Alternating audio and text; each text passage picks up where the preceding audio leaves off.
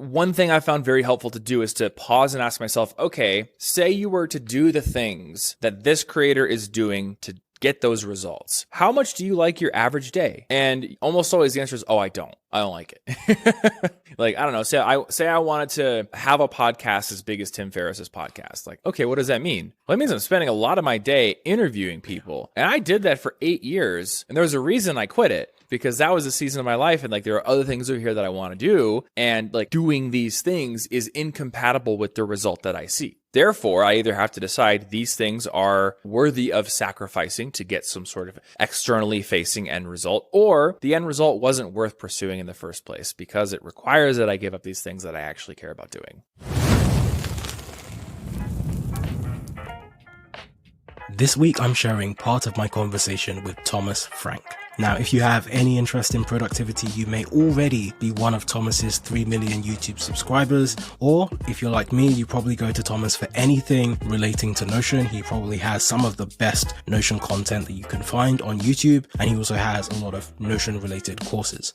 So you're going to hear Thomas and I talking about how he's managed to find such great success as a creator over the past decade. We're going to talk about how he chooses his opportunities, how to find leverage as an entrepreneur and as a creator, and how to focus on the most important things consistently. So you can get the full show notes, transcript, and read my newsletter at theknowledge.io. And you can find Thomas on Twitter at TomFrankly. If you love this episode, please do share it with a friend. And don't forget to leave a review, especially if you're listening on Apple Podcasts, because it helps us tremendously to reach other people just like you.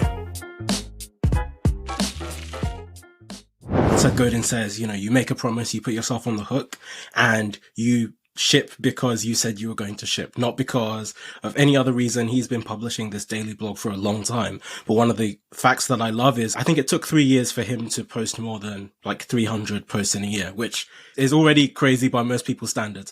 But the fact that, okay, he had this incubation period where he was learning and developing this muscle of discipline. And then from that point onwards, he's just been publishing consistently.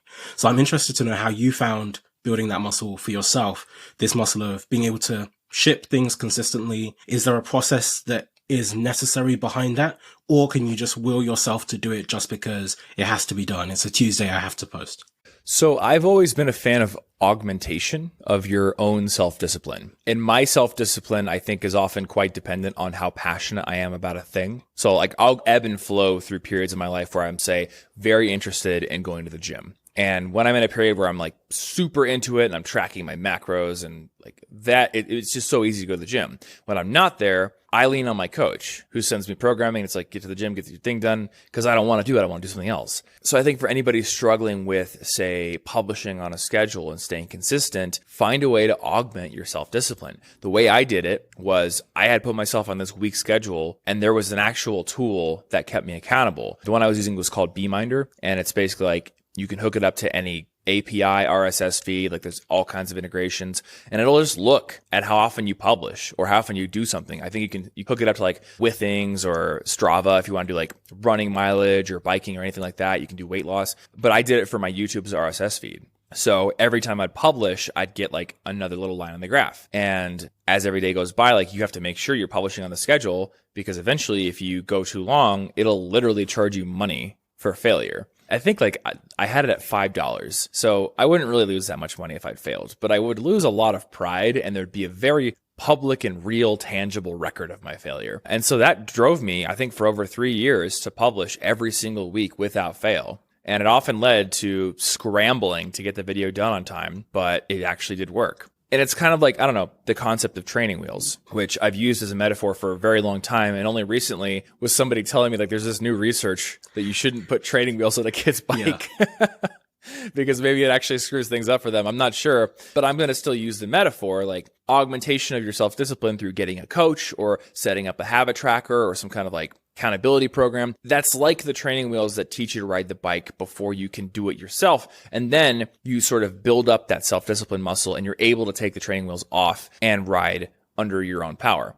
If you're a creator and you're like, I need to be consistent, I can't get myself to do it, find a way to put yourself on some sort of actually accountable, actually tracked schedule where there are consequences for failure, or maybe there are rewards for success that you won't get if you don't publish on time.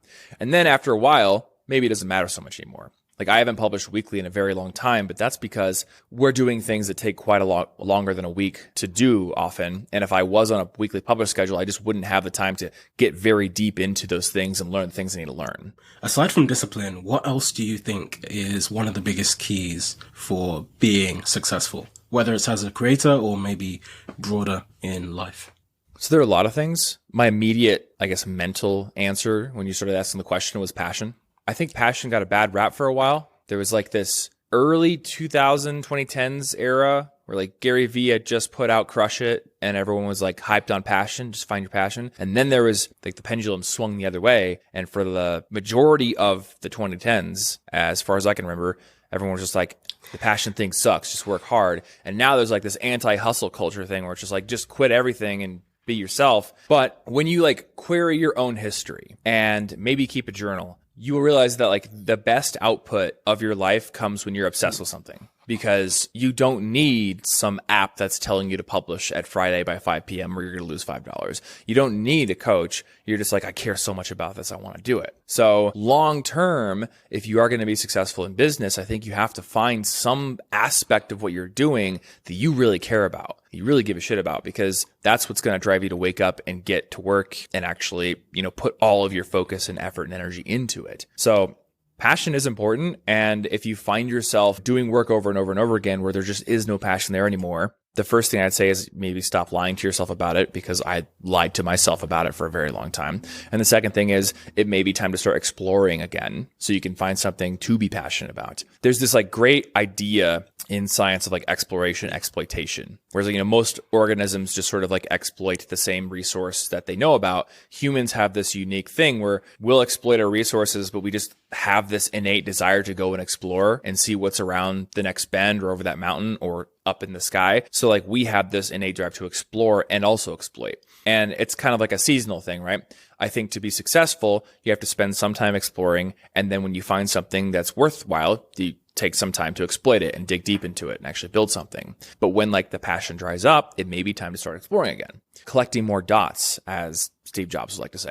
So that's a really big thing. And then the other thing that immediately pops to mind is just like building relationships. I think every time I've written like what I regret or what I would have done sooner kind of piece of content, the top thing is I wish I would have started building relationships even sooner than I did. And it's not like, I really regret this and I'm kicking myself for it. But, at any turn, like there is an event I could have gone to, or there is a connection I could have made. And the connections that we make, number one, enrich our lives. But number two, like we can't do anything on our own, really. We can only do things through the collective power we have. So when you are a creator, you need to spend time building real relationships and friendships where you can build each other up, keep each other accountable, share each other's things, and support each other.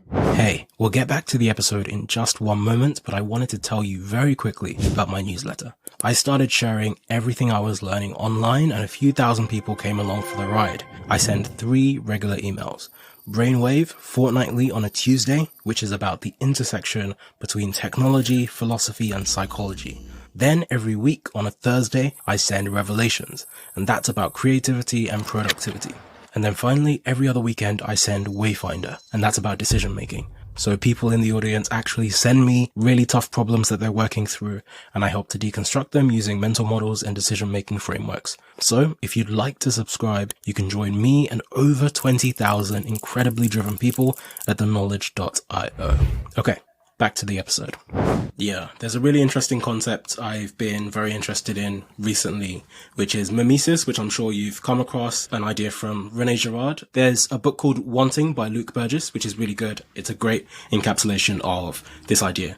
Rene Girard was an academic at Stanford, and he was an advisor or mentor to Peter Thiel. And he had this idea of a concept called mimesis, which is essentially that we base all of our desires on others and people around us. And all of our desires are things that we see modeled in our environment. And because when you're born, you have no idea what's good, what's worth wanting. But as you see models around you, by choosing the things that they think are desirable. That is how you learn, okay, this is the food that is worth eating. This is the things that are worth drinking. These are the opportunities that are worth chasing. And one of the questions that I wanted to ask you was, taking a step back in what you were just saying now, what I find really interesting, just as you look across the spectrum of the internet in all of this time, but then also particularly right now, almost every 3 months, there's a whole new trend where everyone's running in one direction or another. And how do you manage to, you talked about this idea of passion. How do you differentiate which part of that passion is innate to you versus the things that you can easily become passionate about simply because the crowd is passionate about it? And there's a sense in which it could be easy to be swept along by something, and then you wander off and then you realize, actually, this is not what resonates with me. This is not the thing that I care about. So how do you find separating those things so that you can spend time focusing on the things that really mean the most to you? I'm probably not always good at it. And I think all of us sort of like struggle with that. But a lot of times, like, if I really query myself, I can find like, oh, I'm doing this because there's this thing that I think is going to make me happy that somebody else has demonstrated they have. And in other cases, it's like, nope, I'm just super happy doing this right now. Or I'm extremely excited for what this is going to add to the world when I'm done with it. And when the answers are more in that realm, I know like that's me following what I actually care about versus what the crowd just has deemed to be worthwhile. Anytime that I like try to convince myself to start posting more on, say, Instagram or something, like it always comes back to, oh, wait, I didn't actually care about that. What is it getting me on a day-to-day basis? Nothing I really care about. I'm just doing it because it seems desirable to get to this spot that I see other people at. If only I had 100K followers, like that kind of thing, right? So I don't know. One thing that I often think about is like we have all these metrics, but many of them are hidden. Like the time you spend with your family, kind of a hidden metric. How good you feel about yourself on an average day is a hidden metric. And then we have like how much money you make, how many subscribers you have if you're a creator, and how, all these different like things you can easily see and model on a dashboard in your computer. Those are so easy to fixate on. When we have like a tangible visual metric, it can be like very easy to just define your day and your time on trying to make those things go up. So it's very important to me to almost constantly remind myself of the metrics that actually matter. And in almost all cases, those are the ones that are not easy to track. I don't track them. There's no like visual indicator or graph. It's just making sure that I focus on them is like, it's like something I have to remind myself to do. Okay, that makes sense. I love what you were saying about this idea of the hidden metrics and being able to focus on, I guess, the things that mean the most or matter the most, and not obsessing over just hitting things for the sake of hitting things. But then I guess on the flip side, then you've also talked about this idea that, you have a frequency of posting, and at some points, maybe not right now, but at some points you said, okay, I need to post every week. I need to do things in such a way. And I'm sure maybe from the business perspective, you've had targets of maybe a certain revenue goal or a certain number of videos or a certain number of views, subscribers, etc. How do you deal with actually the success of it? Because I think very often the question that people ask is, oh, when it doesn't go well, how do you deal with that? How do you deal with failure? How do you deal with these other parts? But how do you deal with the success? Because I think that's the other thing that can also send people off in the wrong direction, where in a sense they become too successful that they then similarly lose the view of what's important. Yeah, there's this common, I guess, thing that a lot of successful people will echo, where as you get more successful, I think you even said this, you get more opportunities. Yeah. There's like people who want to interview you. There's people who want to work with you. They want to have you invest in their business. They want to invest in you. And in many cases, people who are successful end up sabotaging the trajectory that they were on by saying yes to too many things. So that can be a pitfall to potentially avoid if you are successful. The big metric that, I guess maybe there's two, but one of the big metrics that I think about is, what does my average day look like after I attain X? So, just to be very transparent, like I have found myself being unnecessarily like jealous of certain other creators in the past. Like, oh, why does this creator have 100,000 more followers than I do? Or, why is their video so much better than I do? Why are they getting more engagement? These are dumb questions. There's like a little seed of usefulness in them, but it's mostly wrapped up in just like unhealthy jealousy. And one thing I found very helpful to do is to pause and ask myself, okay, say you were to do the things that this creator is doing to get those results. How much do you like your average day? And almost always the answer is, oh, I don't. I don't like it. Like, I don't know. Say I wanted to have a podcast as big as Tim Ferriss's podcast. Like, okay, what does that mean? Well, it means I'm spending a lot of my day interviewing people. And I did that for 8 years. And there was a reason I quit it, because that was a season of my life. And like, there are other things over here that I want to do. And like, doing these things is incompatible with the result that I see. Therefore, I either have to decide these things are worthy of sacrificing to get some sort of externally facing end result, or the end result wasn't worth pursuing in the first place because it requires that I give up these things that I actually care about doing. So that's like the like personal, selfish, in the moment angle where you're pushing time through yourself, and in each moment in time, it's like, am I happy with this moment in time? The other thing is, what are you building? What are you putting out into the world? Because when I was coming up, when I was like building up to my first 1 million subscribers, I was like, I know what I'm building. I'm building like the ultimate channel for college students. And yes, I'm very motivated by hitting 1 million subscribers or hitting whatever metric. That's like, I don't know, just like another piece of this beautiful pattern I'm building. And then it got to a point where it's like, okay, well, should I care about pushing to 10 million subscribers? Should I care about being the best in some arbitrarily defined category? I can't make myself care about those things. So therein lies one trapping of success, where you kind of like climb the mountain, you get to the peak and you can't see the next peak. And I don't know, maybe some people are totally satisfied with that. But like I said earlier, like one of my core driving motivations is constantly learning. And I guess the way that I deal with that is asking myself, okay, what's a new thing that I can go be a beginner in? Like, I'm not a beginner in being a YouTuber anymore, but I'm certainly a beginner in programming. And I see that there is a potential link there where I can use my platform and skill as a YouTuber to create some content that people actually want, that also allows me to get into programming and be a beginner again and learn again. And that just seems to keep things fresh. I love that. I think what you said reminded me of, I think it's a Haitian proverb which says something like, behind every mountain is more mountains. And so there's this idea that there's always something new that you can climb. And maybe the balance is, okay, on one hand, deciding when is enough. So I was thinking about this the other day after listening to Ryan Holiday was having a conversation with someone, and he has a book that just came out called Discipline is Destiny, which sounds really good. I haven't read it yet, but one of the ideas that he was talking about is deciding what enough is and what enough looks like.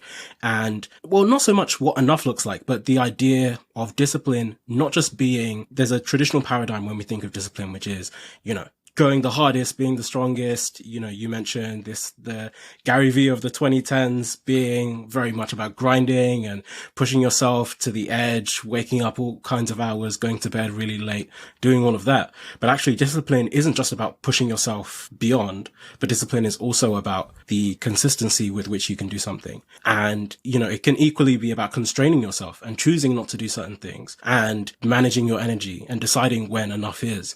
And so one of the ideas that I was thinking about is that, it's almost like the earth is round and you can only measure, well, that's contextual for some people. Some people might disagree, but I would say that the earth is round.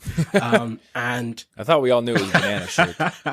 Exactly. Who knows? But I think the point is you can only measure how far you've come by actually setting some kind of destination. And sometimes when you never set a destination that you're trying to reach, you can go all the way around and come back to where you started. And you see this in maybe sports, in a lot of industries, in music. I mean, Kanye is probably a really good example right now where you kind of keep going and on the way up, you achieve all of these things. And then if you never decide, okay, this is actually the sticking point, you end up kind of destroying your own legacy and bringing everything back down again. I mean, that's a strange pivot then. But the other question that I wanted to ask you was, over the years, you've given loads of tips to millions of people about, how to study better, using the Feynman technique, how to learn more, how to wake up, how to have more energy, all of these things. What are the few maybe that you think have been the highest leverage for you in your life as well?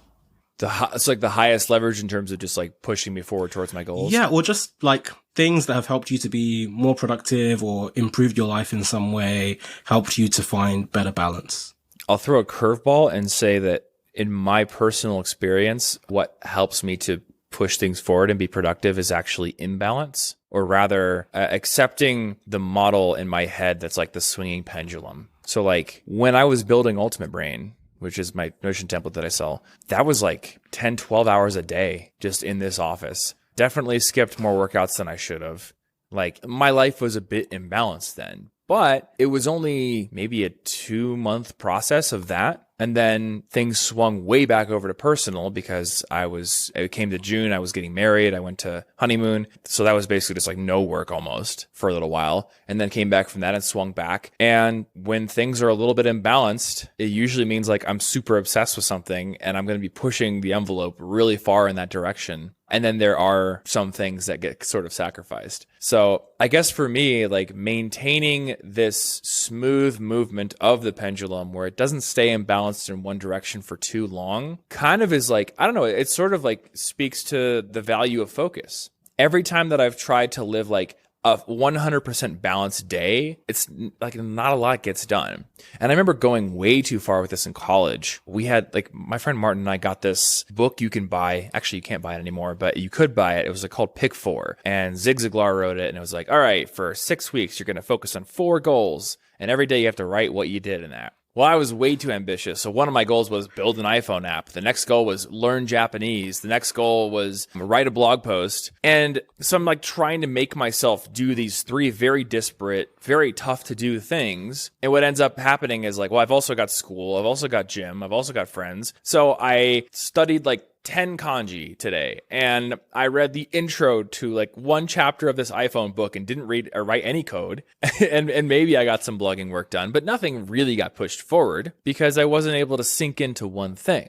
Another metaphor, I just have all kinds of metaphors today that I often think about is like, if you're a miner, like not a person under 18, but like a person who digs into the earth to find things, like the precious metals that you need to get are far in the ground, and you're going to have to move a lot of dirt before you get to anything worthwhile. And I often think of work like that. If I sit down to work, my first 20 minutes are often just like warm up, and the actual output usually is not that great, but you kind of have to move that mental dirt to get yourself into a spot where you can really output your best work. If you're trying to do literally everything to live this perfectly balanced life on a day-to-day basis, you never get yourself in like deep enough into the mines to do anything worthwhile. So I guess like, instead of to try to give people like a smorgasbord of tips on being productive, which they can find all over the place on my website, I would leave them with this idea, like embrace the idea of temporary imbalance, because temporary imbalance is just the other side of the coin that is 100% focus on something so you can do your best work in it. And as long as you're not, too off in that area for too long, you always have the ability to sort of recover and build back. And you don't lose a lot of what you've let lie for, maybe a few days or a few weeks or whatever it is. Yeah, I love both of those ideas that you just shared. And the way I'm framing them in my mind is that one idea is it's smoothing the pendulum. So it's not the fact that you swing, it's about how you swing. Because there's one extent to which Nassim Taleb talks about this idea of being anti-fragile. And it's this idea that there are some systems that fragility is bad for them. If there is too much fluctuation in the stock market, that's not a good thing for the stock market. It's negative. But humans as a system benefit and we grow from not being stagnant. If you were to stay in one room the whole day with air conditioning at the same level, you get sick. If you sit in a chair all day and you never stand up, you never move around, you get sick, your back hurts, all kinds of stuff happens to you. And so it's this idea that, stasis in any form and doing something just for the sake of doing it all the time can lead to negative things. And so actually what I love about what you're sharing is, on one hand, the key isn't status, and the two, it's not wild fluctuations, because then that's also negative. If you're high one day, low the next, you can never find a balance. You can never build a consistent body of work. But if you can find a balance where you can control the way in which you fluctuate between different states, then that is one way to be incredibly successful. And then the other thing was, the way I think about it is like running the first 10 yards of, I'm thinking of like a 40-yard dash. And it's the same with a 100-meter sprint, where the issue that most people have, so I used to play American football, which is where this is coming from. And when you're running the 40, the issue that most people have, the mistake most people make, is they come all the way up too early. And so they are trying to run as though they were running at full speed too early in the race. And so actually, if you want to run the fastest, the first 10 yards, you're actually trying to stay at 45 degrees, where you're somewhere in between falling flat on your face and being all the way upright. And that's how you get the most momentum. So that after that first 10 yards, that's when you're able to come up and you're at full speed. And that's what helps you to get through the end of the race. And I think that lines up very much with what you were sharing, that, there's an extent to which there's a beginning part that you have to get through before you can get through to the end. If you try and jump some levels and just jump straight into full work mode, it's, that's where maybe you get things like writer's block. That's where things become difficult because you're expecting them to be easy. But sometimes if you can get through the hard part, then, things naturally unravel in the way that they should. Yeah, I think there's movement in basically everything. And like the principle of acceleration and deceleration can be applied to many things that aren't just, physical atoms moving. So one last question that I wanted to ask you. I'm stealing this from Kehi, who I know that you know. We were having a conversation the other day. I actually joined one of the courses that he did. And he was the guest before you on this podcast. So I took his course and he asked so many incredibly deep questions. I was made to think so deeply about, he calls them 10K questions, like thinking really deeply about different areas of your life. Why do you want to do the thing that you're doing? And all of this is, with the ultimate aim of being more productive, but it's not productive for the sake of being productive, but it's actually about figuring out what are the right things to be doing. So the question I wanted to ask you is how you would define a life well lived, knowing that you've had a spectrum of different experiences, you've tried loads of different things, you've had lots of room to experiment, you've gone through the whole pendulum of working, not working, taking breaks, working, multiple straight days. What is what does the perfect end goal look like if such a thing exists? I'm not sure there's a perfect end goal. I've gotten questions, growing up, people ask you the question, where do you see yourself in 10 years? And I only know the broad strokes of that answer. I couldn't tell you, I'm founded this company and we're doing this. I have no idea. Maybe certain people are able to do that. You look at somebody like Elon Musk, he could be like, yep, I want people on Mars in 30 years or less, and that's my life goal or whatever it is. I don't necessarily have something like that. So I don't know if I could mentally fast forward to the day I'm 90 or however old I am and go yes, I did it. But the broad strokes are there. 10 years from now, I want to still be healthy. I still want to be with my wife. I want us to have a good life together. And I want to have put out more helpful things into the world that allow people to improve their own capabilities. I want to keep learning. I want to keep sharing what I know. I know what I love to do. So I guess when I mentally fast forward, I want to make sure that picture is still intact, still helping people, still learning new things every day, digging into the technical stuff. I love doing that, and making sure that I've kept myself healthy as best I can. And it's just sort of like a broad strokes picture. It's tough to be yeah, there's exactly this picture that I know I want, and by the time I'm 80, it better be that way, otherwise it's a failure. And I guess one other idea is one other video is there's certain things where you're should I do this? And the way to answer it is to mentally fast forward yourself to being 80 and ask yourself how badly do I regret not having done that? So I remember I always wanted to take vocal lessons, and I signed up for my first one. I think it was 2017 at this point. And I'm standing outside of the building where the lesson's going to take place. And I'm about to text the guy hey, I'm here. And I'm so scared because I've never sung in front of anyone before. And I'm maybe I should just not do this. Maybe I should just walk away and be I can't do it. And I asked myself okay, I'm 80 years old. How badly do I regret not learning to sing? Pretty damn bad. So I'm going to go in there and I'm going to sound horrible to this teacher who is professional and paid to listen to me sound horrible. So it's not going to be that bad. And I'm very glad that I did that. I love that framing of fast forwarding to when you're 80. But I think another idea that I love, and I would ask you this as well, is flipping it the other way around and thinking about when you were 8, but maybe not 8 for you. The part that I'm interested in is there anything that the you from maybe 10 years ago knew that you might now have forgotten? And I'm thinking of, I'm not sure if you've watched Back to the Future. It's one of my favorite film series. And I just love this idea of, going into the future and seeing what your life ended up being like and making the judgments, right? And if you from 10 years ago was to come to where you are now, I'm sure, first of all, you'd be extremely proud and excited and happy at everything that you've done. But is there anything that previous version of yourself might say or urge you not to forget going forward? It's a good question.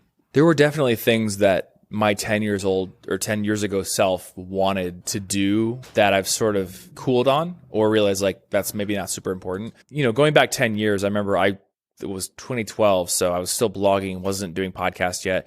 That was a period of my life where I was very fascinated by people who were like traveling the world, living totally nomadically. So, my 2012 self might come back and be like, how come you're not doing that? How come you haven't learned Japanese and you're not fluent yet? Like, what's going on, dude? But there was this concept that a Twitter friend of mine tweeted about yesterday about like the folly of trying to rely on like archived inspiration. I don't think he called it archived inspiration, but it's just like, when you see a book at the bookstore and you're like, I really want to read that. Be like, you put a book on your to be read list and then 6 months later, you're like, wow, I should read that. Well, that's like archived inspiration. I'm trying to resurrect the inspiration that I had 6 months ago to read this book. And I'm hoping that will push me through it. But it doesn't exist in the moment. And Martin and I talked about this a lot on the podcast. He in particular struggled with like, he had these things when he was, I don't know, maybe 20, 19. He was like, I want to do this, this, and this. I want to be fluent in 6 languages and I want to travel the world and be a polyglot. And then,